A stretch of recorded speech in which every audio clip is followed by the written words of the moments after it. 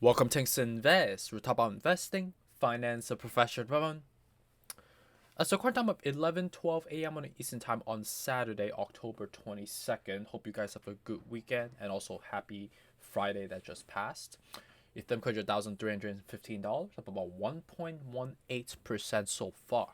On the overall crypto market on this Saturday slash I guess shifting on to Sunday evening for the folks on the international side of the house, I'll say across the spectrum we're relatively mixed bag, but obviously with respect to the way Friday has ended, it was definitely a green day on Friday, right?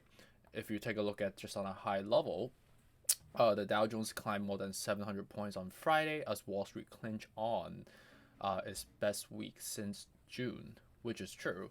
And if you look at what really happened, is because of the fact that I guess well, firstly there was a lack of media affectation, lack of negative news as well.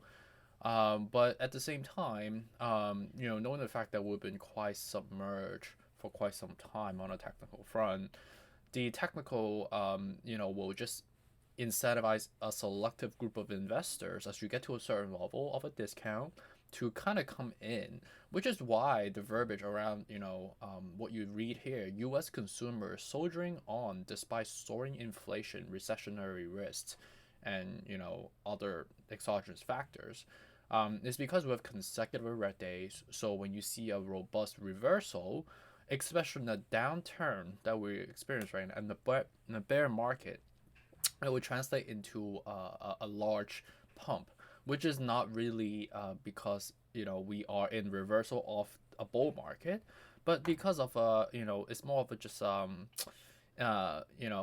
people have been waiting on it, so psychologically it creates this how would you say, oh, my brain is like just fried right now, this additional emphasize effect, let's just put it this way, onto driving a upward swing from here. And then if you look at some of the news, apologies, I don't know, maybe I didn't have my breakfast yet. I'm kind of running on water at the moment. Is that across the spectrum, I would say the news are quite trivial, nothing really up or down, or pointing in one specific way. But something we have to look out for is that the month of October, we are basically a week away from ending, and obviously Halloween's on the 31st. Not that has anything to do with it, but that could subsequently propel some consumer purchasing behavior for selective stores. Obviously, like Party City, those Halloween towns stores that I see in New York City. Some of those stores are quite interesting. I don't understand how they make money when they are opening up a Christmas store or a Halloween themed store like throughout all the year. But what happened when it's not Halloween and it's not Christmas time? Do people even care to even go to these stores at all? Which is like quite puzzling for me. Like, why do they have these stores open like year round, right? But we'll see, right? That could technically be a good factor onto translating some upward pressure. And also, in addition to that, will be the CPI and the PPI report and the FOMC meeting that will be happening in November, combined with the election, right? We are basically about 16, 17 days away from it, so watch out for that one. Okay, so let's just go back in the technical respective recording time of 11:15 a.m. on the Eastern Time on Saturday. Hope you guys have a good weekend again. We are still lingering on try to sustain. You could see that we are quite extended on daily right now. We are getting met up at the 48 out of 70, which is a resistance level.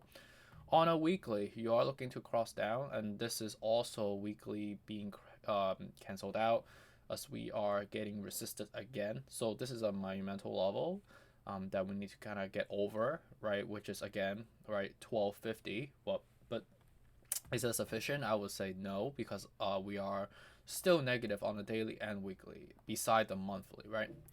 And so also on the other side of the equation, Bitcoin is doing something similar, like monthly landing, weekly it is looking for some level of leap down, double heads again, right? We're about to meet up at the 30 out of 70 on a weekly.